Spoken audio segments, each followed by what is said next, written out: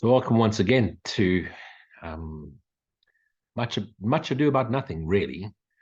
But tonight we're talking about a rather contentious topic called special love relationship, which is ultimately the final obstacle to peace, and most definitely the most difficult to transcend. In A Course in Miracles, in chapter 15, there's chapter 15.7, the needless sacrifice. There's an interesting term. It says, beyond the poor attraction of special love or the special love relationship, and always obscured by the special love relationship, is the powerful attraction of the Father and the Son. So what we call love in this world is actually the call from love, call from the true self, the call from God, for us to return knowingly to what we are, to knowingly, to once again be knowingly that. We are that. We can never not be that. Nothing's ever changed. It's just the appearance of it.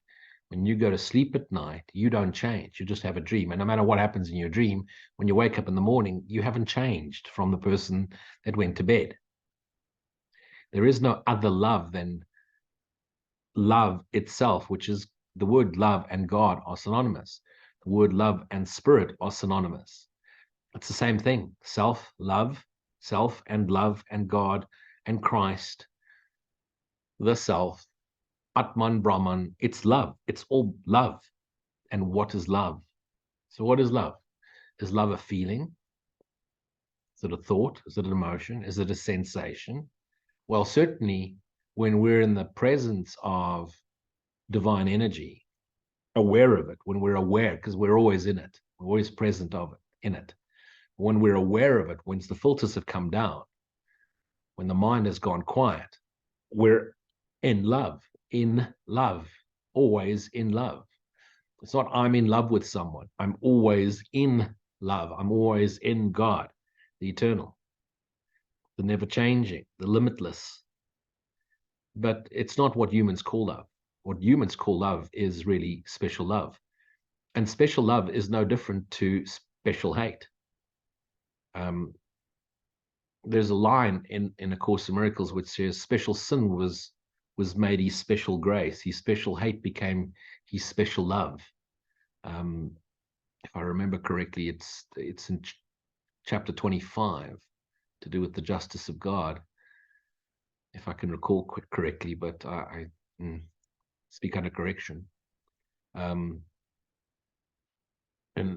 also in A Course in Miracles, in the chapter on forgiveness of illusions, chapter 16, illusions of the reality, or sorry, the illusions and the reality of love, which is section 4, the special love relationship in which the meaning of love is hidden, is undertaken solely to offset the hate, but not let it go. And so we get into a relationship, and that person then represents love. We have a special love relationship with our deity, with our Jesus or Ramana Maharishi or Papaji or Muji or whoever the teacher for God seems to be, and we have a special relationship with them in our mind. And if you look at the pictures of Jesus being posted, when people quote pictures of Jesus, it's either long-haired Jesus, fair skin, blue eyes, holding the kid's hand or hugging someone.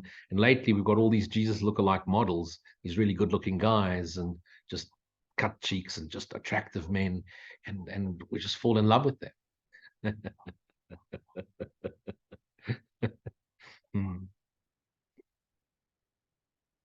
2,000 years ago, the diets that they had then, it's probably a scrawny dude.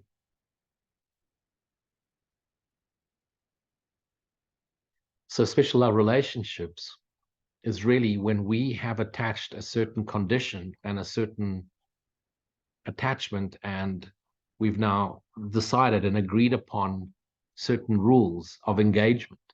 It's just you and me, and you're not allowed to love anyone physically, emotionally in the same way as you love me, and we're going to be together forever. I understand that we're in the mind and we get all spiritual and this is just a dream, but you and I.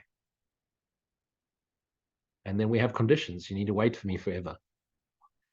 You need to wait for me. Even if I don't have time for you, you need to wait for me. I had a girlfriend like that, made me wait 16 years. And every weekend it had a problem. Every weekend it was either her mother was sick or someone was dying. Every holiday it would just disappear for a month, or cancel just the day before we were meant to go somewhere. We got very angry if I didn't wait around, because in her mind, I was her special love, but she didn't really consider what I needed, which of course I needed a special type of love too. I wanted commitment and consistency, which is the normal human way of going it. But at the time, as I was transcending into the non-dual, I should have gone beyond it and walked away, much earlier. But also realizing that I hadn't cleared my vasanas, my karmic imprints, my latent tendencies, my unforgiveness lessons, I just stuck it through, realizing if I'd replaced it with anyone else, the lesson would have been the same. And once the lesson was clear, there was absolutely no need for it anymore. It was just, this is done.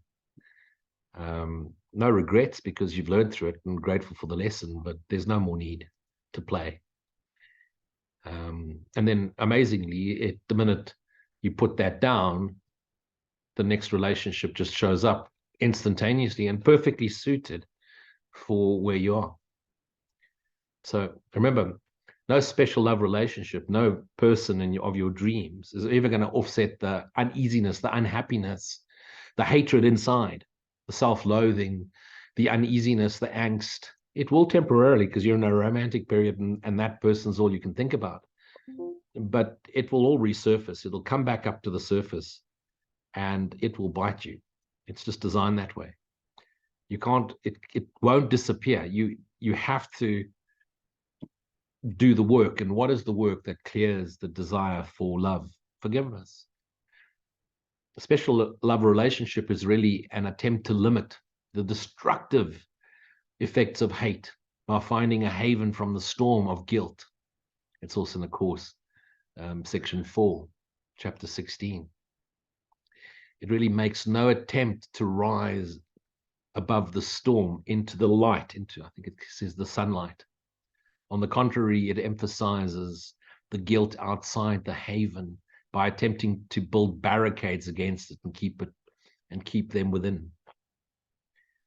Special love relationship is never perceived as value in itself,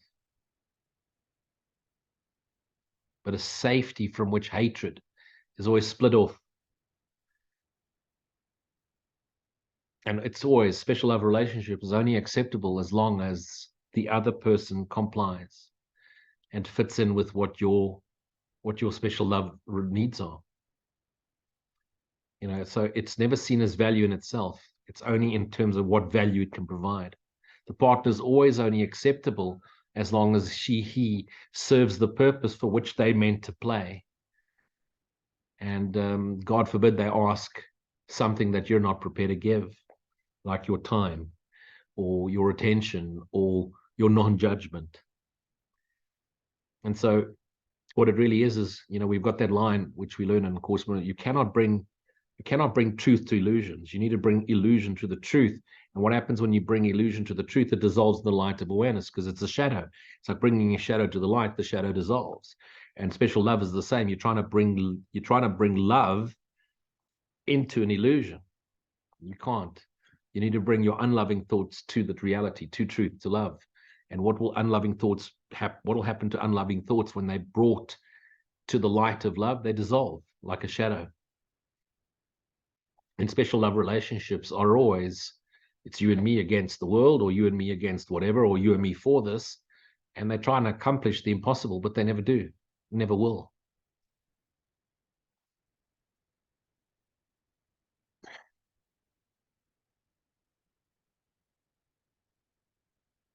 The idea of love in this world of ours is so lost in translation that we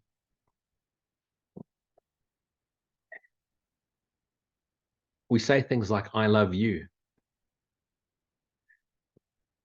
If I say I love you, then I can also say I hate you. I cannot love you. If God is love, we're always in love. And love, true love, agape, is the acceptance of all of it, realizing that what appears is a misperception of what's really there. What's really there is just pure light, pure energy, but clouded through thought of separation. And the thought of separation is grounded in the idea of sin, fear, and guilt. And so what appears, what's appearing is fear, sin, and guilt. People, places, things, and events. And so what is love? Love is that in which we abide. The very essence of our true self is love.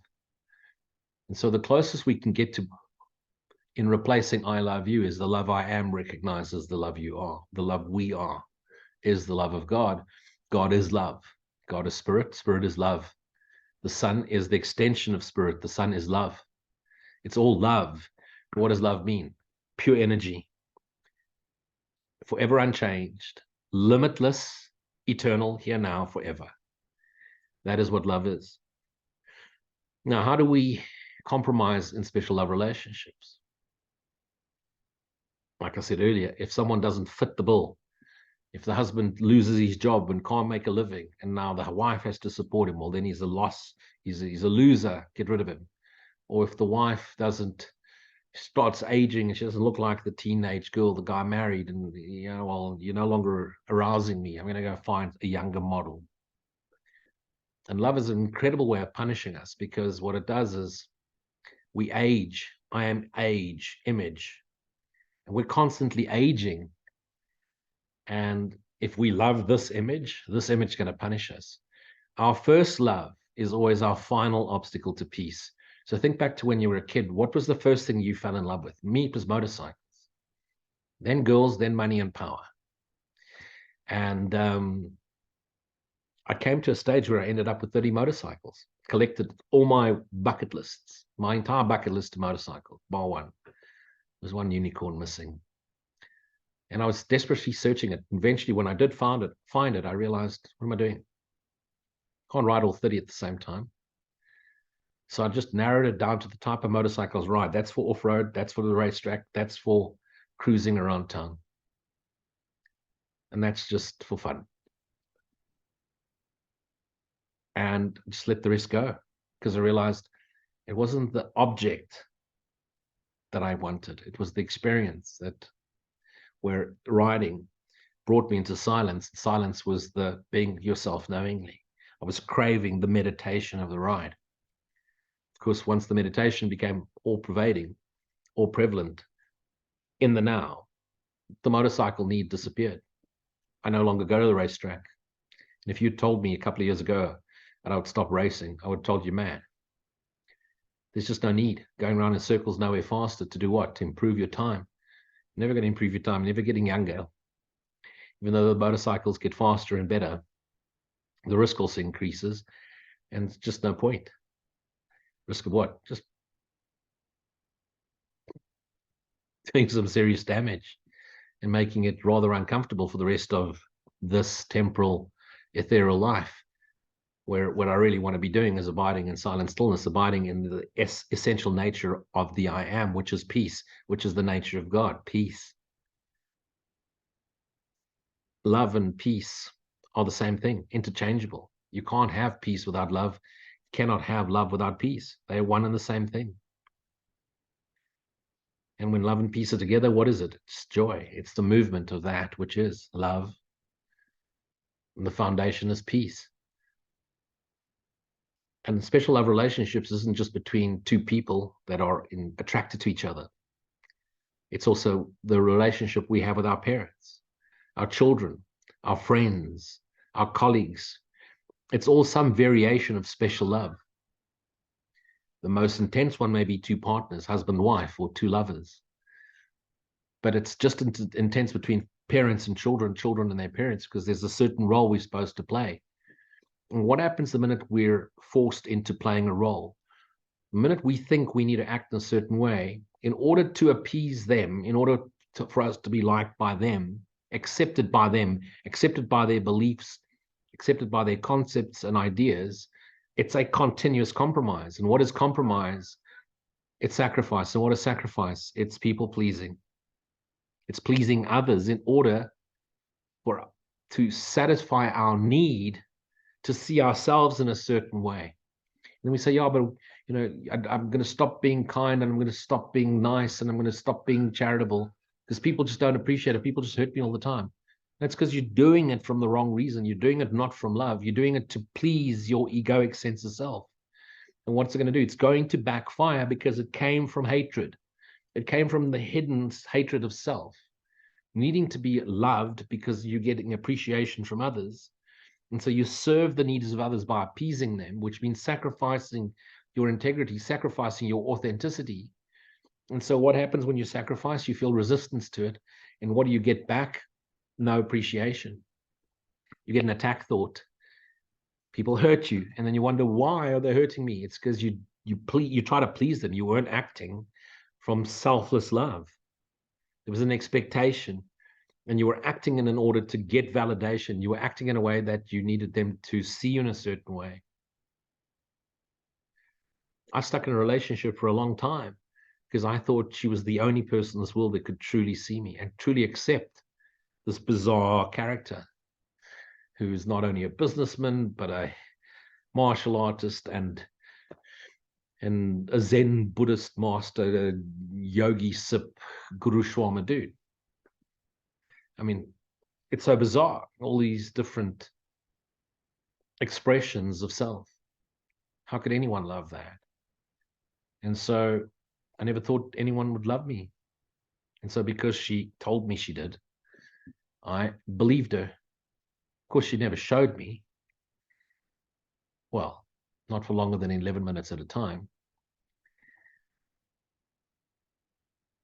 Occasionally, few and far between.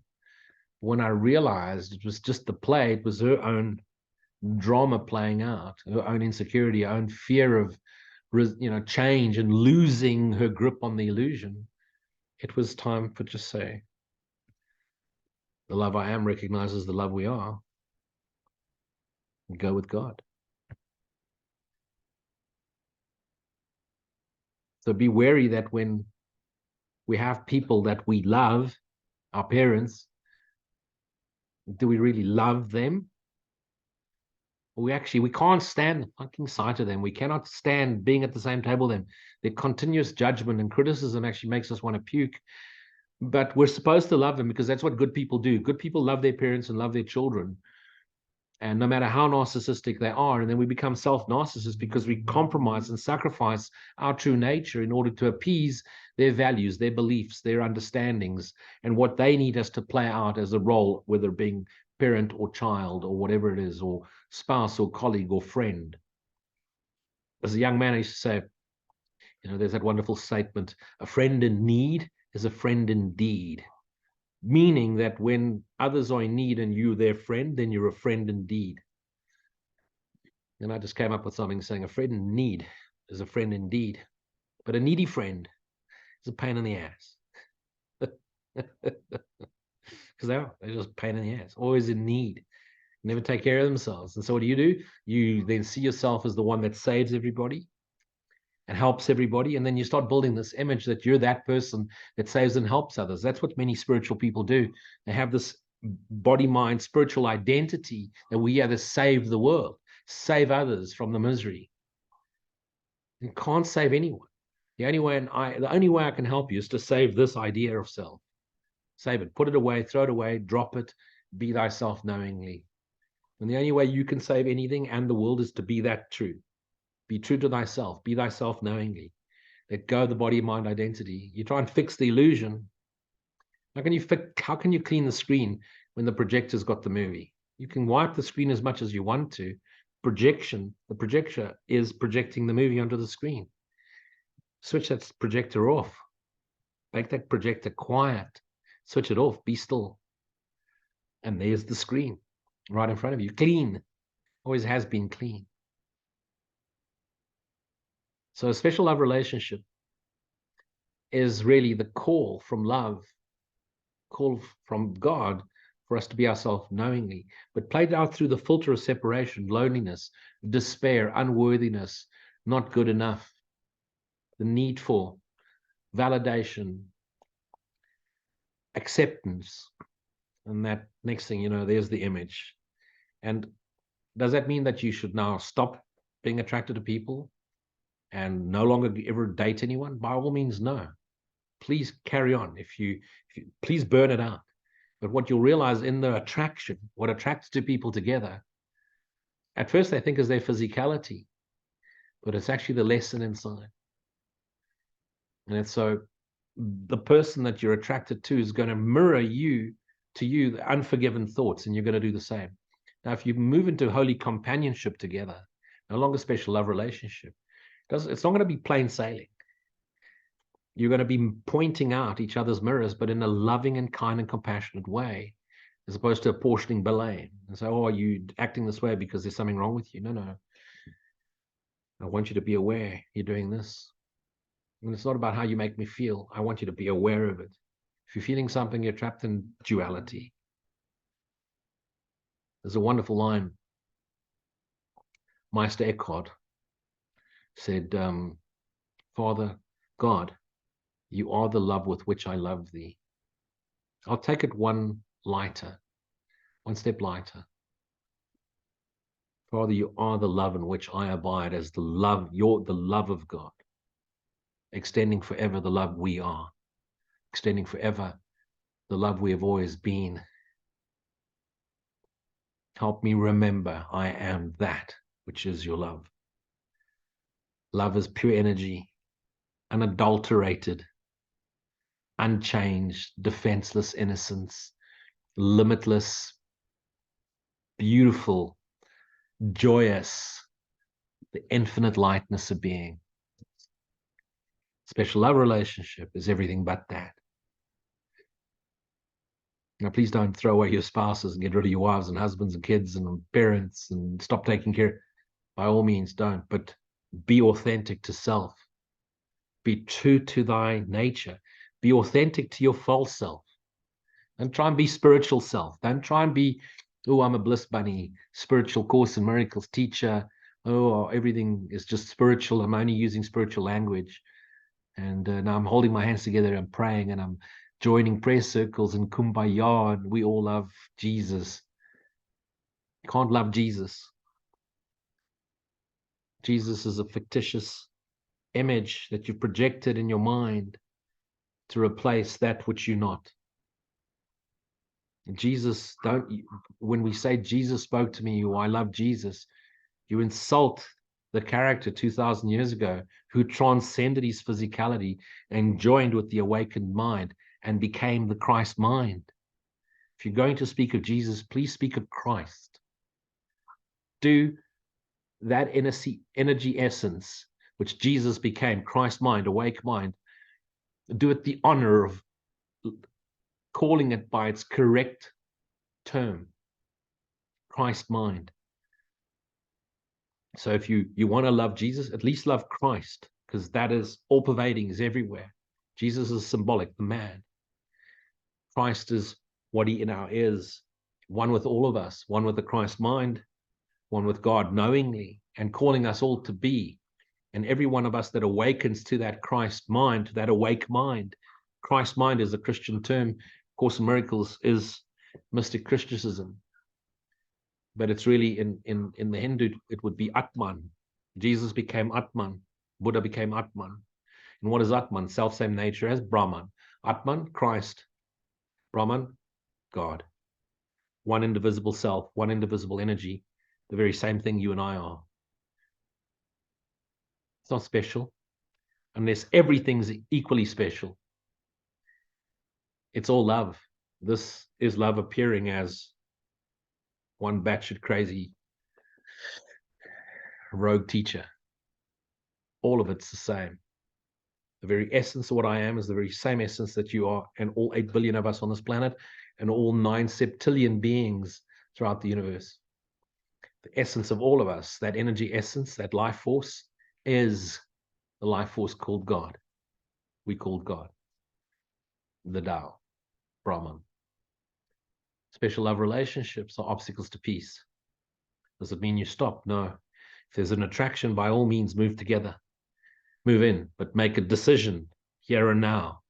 We choose to be the holy companion, which means we're going to be present in each other and show each other's mirrors. But we're going to dedicate space and time to one another. Why? Because we've come into this realm of physicality.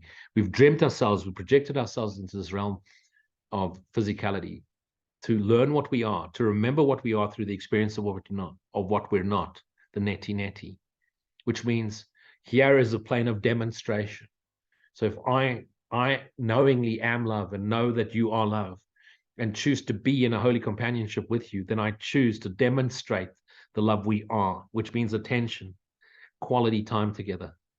No need for gift giving and special hugs and special 11 minutes of monkey. That comes, excuse the pun, as a byproduct of intimacy into me I see. That's what relationships about. Words of affirmation, telling you how wonderful you are. Right? Giving you little gifts and holding your hand and hugging you. And no, it's the acceptance of what is, and it's quality time.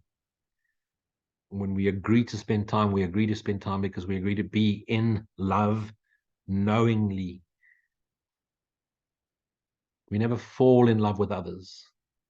Ego falls in love with body minds. Body minds fall in love. In other words, they fall asleep in the special love-hate relationship. As conscious beings, we rise in love because we're always in love. We rise in love. We rise in God. Be that I am. Be that I am in love with what I am. I'm in love. Not I love. I can't love you. It's not love. Love is not an action. Love is not, I don't project love towards someone. It's all love. I'm extending love. God extended his love and we were created as energy essence. We fell asleep, we appear as this. We rise in the awareness. We rise in love as one indivisible self, one indivisible being, Christ, extension of God. We join in the Christ mind. The universe dissolves and we continue the extension of the light and love of God we are. Be that knowingly. Blessings.